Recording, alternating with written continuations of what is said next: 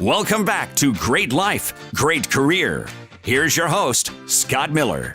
Okay, man, rock and roll. Let's get started. We have in the studio today General Christine Burckle, the commander of the Utah Air National Guard. As I mentioned, one of the few female generals in our military. Take her gender aside, one of the few generals in our military that we want to just express everyone's appreciation, honor, respect, gratitude, that you have dedicated your life to the safety of this country and to our allies. I want to thank all of our service members in your presence for your contribution. Thank you for joining us today, and I hope that you take my sincere admiration and gratitude to represent the 300 plus million Americans for all of your service. Take that genuine and know that we have your back because you have ours. Welcome to On Leadership. Thank you, Scott, and it is actually an honor to be here talking to you today. So could not be more excited to listen to you. I'd like to start today and kind of level set. What is it like to become a general in the U.S. military? Walk us through your your history, and talk about the process of earning the status, the right, the respect, the command of becoming a general.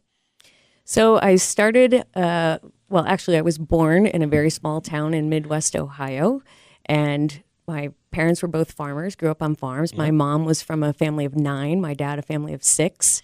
My dad's job, he was the first in his family to go to college. My dad's job eventually took us to the East Coast, to Connecticut. Yep. And I grew farming in Connecticut? No. Well, no, he worked for General Telephone Electronic back when that was a company. Yeah. But he moved us all back east, and we became city kids. And I grew up in Connecticut. No one in my family really had a military background or was in the military. So in high school, actually, probably about the age of 12, I got the flying bug. Mm-hmm. It's funny. My older brother takes credit for my entire career because he was supposed to get to go flying with my dad in a friend's plane, a small plane. He had an earache that morning, so I got to go instead, and I got in the air, and that's all it took. Isn't it amazing some of the most serendipitous opportunities? One door closes, another opens, and look at you now. So I really, really wanted to fly, and in high school, my guidance counselor knew that, and he said, best way to fly is join the Air Force. So I applied for the Air Force ROTC scholarship, got a 4-year scholarship, University of North Carolina, Chapel Hill, was commissioned in 1988, and I thought I was going to be a pilot, but my eyesight didn't hold up, so they offered to send me to be a navigator. And the difference is? So the pilots fly the plane, and the navigators tell them where to go. So I went off to California, became a navigator, graduated from nav training, and went to fly the KC-135 air refueling plane, and it's all kind of history since then. Yeah. In 2005, they actually replaced me with a computer, believe it or not. You could probably count on me to get you within 3 miles in the air, and those darn GPSs could do better than that. So ended up going over to personnel and human resources, and my journey to becoming a general is kind of funny because I think what it really was for me, I never wanted to be a general. I never dreamed of really being a general. But professional development, you're always taught as an officer to prepare yourself for additional responsibility in that next level. And when General Burton, the Adjutant General of the Utah National Guard, asked me to take this position, it just kind of seemed like a next natural step for me as a leader to be prepared to do that. So 3 years ago in 2016, I pinned on this star, became the commander of the Utah National Guard, and it has just been an awesome ride since then. General, take our audience to the moment when you became a general. Think back to that. Can you recreate what that was like for anyone becoming a general, but for you specifically? What was that moment like? What changed in you, if anything? So there's actually a formal ceremony. Imagine that in the military, a ceremony where you are promoted and your family comes up, and it's very emotional because you know that you can't do what you do in the military without the support of your family. So traditionally, it's your family that pins on your rank. So you have the order from the President of the United States read out loud, and there's my husband and my daughter pinning on my rank. And then the next thing that happened was the formal ceremony to take command. And it goes back to Roman times where you get a guidon handed to you and you assume command, and it's a very serious ceremony. And I think at that moment in time, it hit me, the responsibility of that command and that position of the 1,400 airmen in the Utah Air National Guard. So Governor Herbert was there. He's a commander-in-chief of the Utah Air National Guard along with the president when that mission dictates. And my boss, General Burton, handed me that guidon, and I said, "Sir, I assume command." And at that point in time, I went, "Okay, wow, what now?" So, but Wow. we're trained and prepared as leaders to take on that responsibility. It's emotional for me just listening to the story. Talk about what it's like to be a female general in the U.S. military. There aren't but a couple of dozen at any given time and right now. And is it any different? Does your gender come into play at all? You shared a great story off the air around when you talked with your general around how you assumed that the fact that your gender didn't play a role. Talk about the paradox of that. So, I mean, it's back to the beginning of my career. I was the only woman in my class of 50 at Nav School. So I was used to being kind of the anomaly, one of very few women. But I've always felt like my airmen have been there as teammates for me. And it didn't matter what gender you were, as long as you put on the uniform like they did and did the job. So I've kind of never really felt singled out as a woman. And my boss, General Burton, has always told me, you were not selected for this position because you're a woman. You were selected because you were prepared. And I trust you. I have confidence in you that you can do the job. And I feel like in the military, that's something, it doesn't matter your background, your color, your race, your creed. If you've prepared yourself for that level of responsibility, you're ready. So, General, you have a fascinating background. You served 8 years in the Air Force, and then you stepped away and became a private citizen and entrepreneur. yes. And you immediately kind of rejoined the Air National Guard. Talk about the transition from military life to civilian life as an entrepreneur and some of the lessons that were immediately replicable. Because you might not always think they are, but you said it's ironic how replicable some of the entrepreneurial skills are. Well, that's true. I actually owed the Air Force 6 years for them paying for my college. I stayed 8. And then my last base was Mountain Home Air Force Base, Idaho. And I decided at that point when my commitment to the active component was up that I wanted to own my own business. It had always been a dream of mine. So I opened an espresso bar at Fashion Place Mall in 1997, but I also kept my military career going as a traditional or a drill status guardsman, the 1 weekend a month, 2 weeks a year.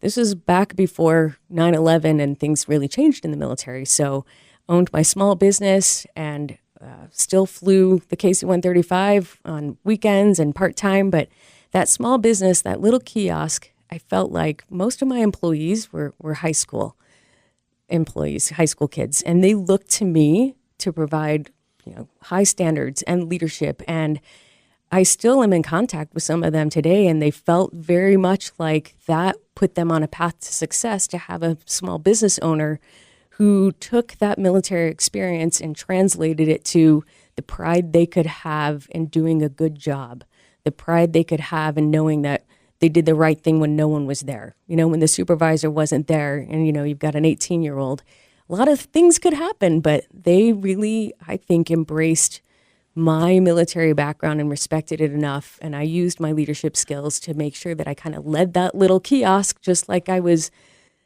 flying my crew, flying my mission in the military. So, and you loved that business. You shared prior to going on air that something happened during your kind of the peak of business that really changed your trajectory professionally and personally. Talk about what happened next. So I think we all know what happened when 9/11 hit. And so I opened the business in 97, got through a couple of deployments when the Kosovo conflict arose, and actually got married during that time frame and spent my honeymoon with my husband, who is also a pilot for the Utah National Guard. And well, he was a pilot, I was a navigator. We deployed during the Kosovo conflict. The business went on, but then when 9/11 hit, my brother, who managed the business for me, said, I don't see there being an end to this deployment cycle. So I sold the business, and it was devastating to me because I loved that. It was like my child. It was a great business, great opportunity here in Utah, very supported at the mall by folks, especially who knew I was in the military. And so I sold the business and packed my bags to deploy, for the Afghanistan kickoff conflict, and wasn't feeling well. And the next thing I knew, I wasn't deploying because I found out I was pregnant. So my husband deployed. I stayed home, and I'm actually kind of thankful that I sold that business because I will tell you that I think it got even more difficult. It would have been even more difficult to have a child and a business at the same time. Right. But things happen for a reason. So, We're talking today with General Christine Burckle, the commander of the Utah Air National Guard. Talk a bit about what are some misconceptions that the average civilian has about what it's like for women in the military. You obviously are an example of someone who's risen to the top, near to the top. What's it like? Is it different now than it was, say, 20 years ago? What's changed? It is different now, I think, mainly because we've worked very hard at what I believe, and especially when you're at war, for as long as we've been at war, you work very hard at making sure that you build a team of people who are inclusive. You build a team of people who you get to know before you have to go to war. And I think before we were challenged with as much conflict as we have, maybe we didn't value as much the differences in all of us of who we are and understand how important it is for us to navigate those waters of having those difficult discussions about if you're, a woman. Women are different than men. We communicate different. Lots of different experiences I've had in that realm. As a matter of fact, one I'll share with you. Back in the early days of my career, flying in the Middle East in the 90s and flying on crew, I was the only woman refueling some foreign fighters. And the job of the navigator is to conduct what's called a rendezvous. And so I was supposed to tell that fighter lead, how to approach our refueling aircraft. And I thought we were having radio transmission issues.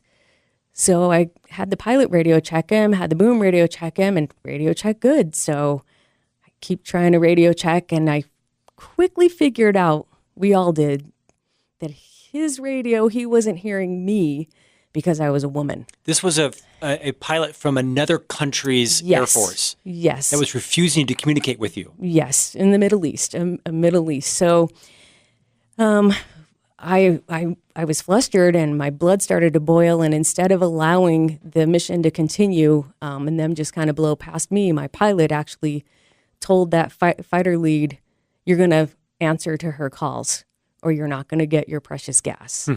And I just feel like at that moment, that's a life or death decision. It was pretty important that he stood his ground, but it actually told me that we're doing things right in the U.S. military, and the fact that he demanded respect of his airmen.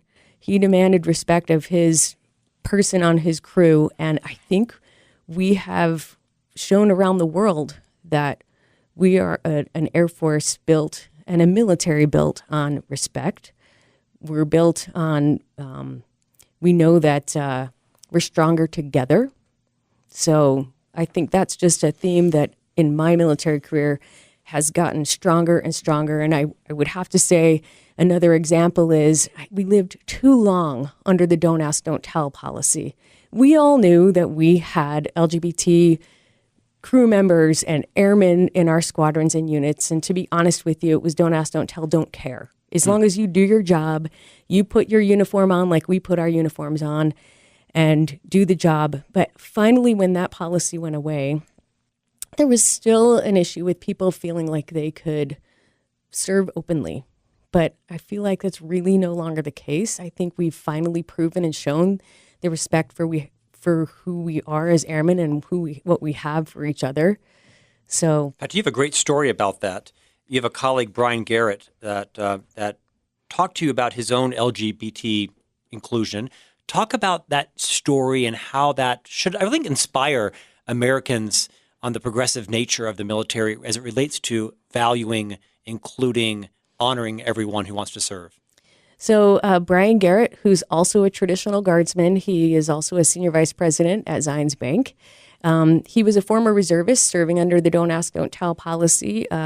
He married, he had children, and he then came to the Utah National Guard. He made Chief Master Sergeant, and he applied for the job to be the head enlisted advisor to me as the commander. I selected him best person for the job, absolutely best person for our airmen. But he was hesitant to accept until he told me of his life journey, finally getting to a place in his life where he was tired of not being who he was. So he came out, and he's actually marrying his partner this summer. But he came out and he said, "Are you sure the Utah Air National Guard is ready for a gay command chief?" And I said, "Ready or not, here we come." we're their leadership team, and we're going to make sure that we represent all of our airmen and that we show them that we respect each other and we expect them to respect us as leaders and as a leadership team. And I feel like this last 3 years, he and I have really been on a quest to make sure that everyone in our organization knows how we feel, how important it is to be able to live your life and be respected for your background and who you are and be valued. General, do you feel that your perspective, your leadership style, the principles that govern your leadership influence are the same across the military? Because I'm having a little bit difficulty believing that other generals would have handled that same conversation the same way. It seems like that was the ideal conversation. So I can't speak for everyone, but I can say if you look at like the U.S. Air Force Academy, and they recently had some issues with some discrimination coming out, racism coming out, and their commander did an amazing speech about how important it is for all of us to respect each other. And if you don't, get out of his military. Great to hear. Get out of our military. Great to hear. And so I do feel like that's one thing I can say across the board is that as general officers and leaders in this military, we demand that our airmen, our soldiers, our Marines not only know their job in and out and be able to do their job and have high standards, but that they respect each other, because you cannot accomplish what we accomplish as teams unless you have the utmost of loyalty and respect, and that you demand it and expect it from others. Our guest today is General Christine Burckle, commander of the Utah Air National Guard, sharing us her story, her journey as one of the few female leaders across the entire U.S. military.